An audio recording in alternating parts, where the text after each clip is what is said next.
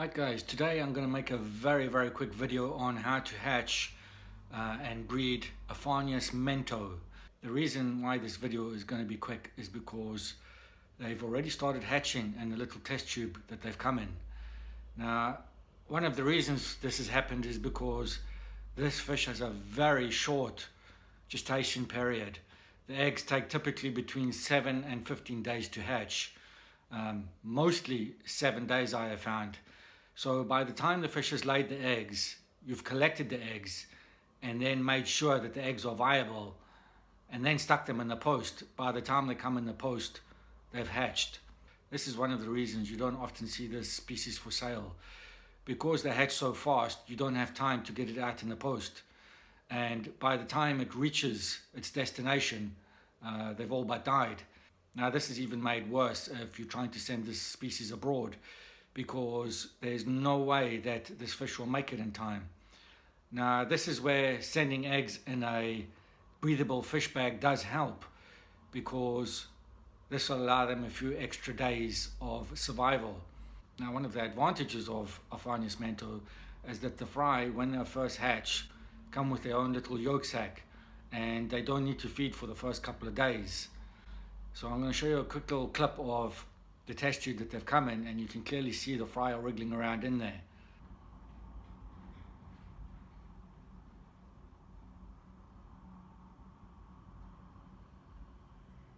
Okay, so you maybe didn't see that too clearly, so I'm going to pour them out into their little dish. This in fact is a cold water species. They can tolerate temperatures down to 10 degrees and they live quite comfortably in temperatures of about 20-21 degrees. Although they can withstand hotter temperatures, this will reduce their lifespan. Now, although this is a classed as a semi-annual, I'm trying to not put a term on this because they typically live a year and a half. But I have had 3 years out of this particular species, and the trick is to keep them in cooler water. If you keep them in a tank that's got a heater in it, it will reduce their lifespan quite quickly. Yeah, so you can get several seasons out of this species if you keep them between 18 and 23 degrees. I'm now going to pour the little test tube into its container. I've actually taken the water from an existing tank that is slightly hard and alkaline. This fish does not like soft water. If you keep the species in soft water, they will die very quickly. They'll not do very well. So as you can see, at least 4 or 5 have already hatched. Now the disappointing thing is that there is not 20 eggs that I had ordered. I actually bought these eggs on eBay. I purchased 20 eggs, but I only counted about 14. Now I know that some of the fry have hatched, but that's including the fry that has hatched. Now that I've had a good chance to look at the eggs, I count 13 eggs that are still to hatch and 4 fry that have already hatched. The 4 fry that have hatched are doing well. So yes, it seems that I've been shortchanged by 3 eggs. Now I checked the little tube to make sure that perhaps the eggs didn't sort of just die, but no, I'm definitely short. But there you are.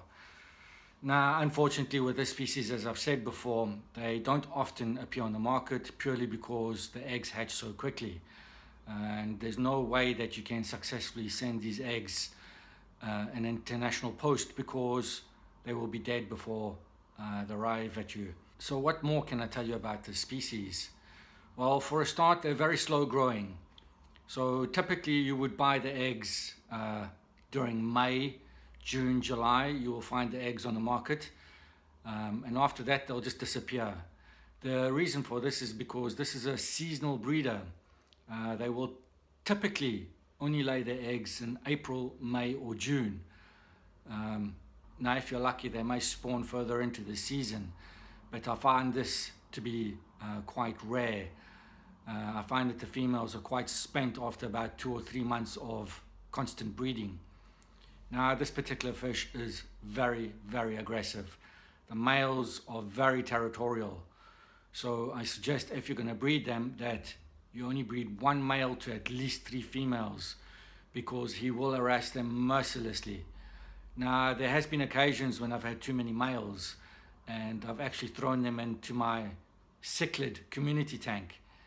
And trust me when I tell you, they stand their own ground. They're very, very aggressive. Even in a very large 6 foot by 2 foot tank, the males hunt each other out and they will kill each other. Now, I have managed to spawn these in groups where I'll keep 2 or 3 males in with at least 6 to 9 females. But once again, the dominant male will constantly harass the other males. Now, in one respect, this is a good thing. It keeps his attention away from the females, who really go through a tough time during the breeding season.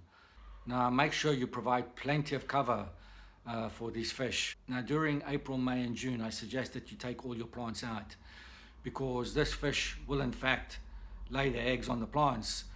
And the problem with this is it's very difficult to try and find the eggs. And if the tank is too small, the males will find the small fry and eat them. So the best thing is to replace the plants with woolen mops.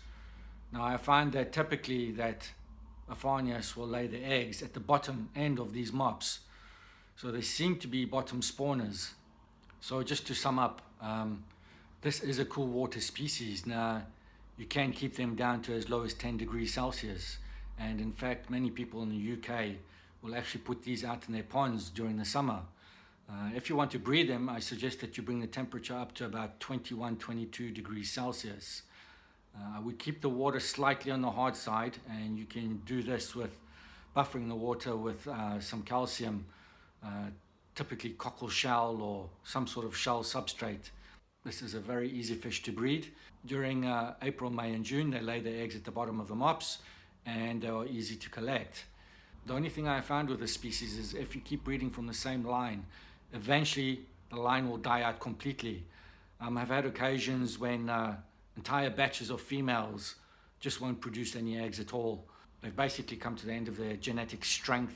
And this is actually quite typical for many killifish breeders. You're successfully breeding your killifish down the lines, and then all of a sudden you'll find that either your females won't lay eggs or your males are completely infertile. And this normally happens is because you keep breeding off one of the lines. If you can get some fresh blood into the line, that would be a lot better.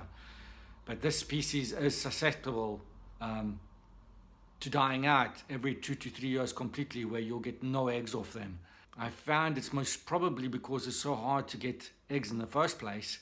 Maybe the gene pool that is available is not very strong. Yeah, so if you can get F1 species back into the line that has been collected from the wild population, then that would obviously be a lot better. Now, when these eggs first start hatching, as I've said before, they do have a yolk sac, so they won't eat within the first couple of days. Once they have absorbed the yolk sac, they will start taking baby brine shrimp very, very quickly. After a few days on baby brine shrimp, you can also mix up their diet with a bit of microworm, and eventually you can move them onto grindleworm. Now, they will take any food. They'll take flake food, frozen food, live food. But to get them into breeding condition, I suggest that you keep them on live food. Now, the males of this species are absolutely stunning. When they start getting into breeding condition, they start going electric blue. The females, they're like a muddy green.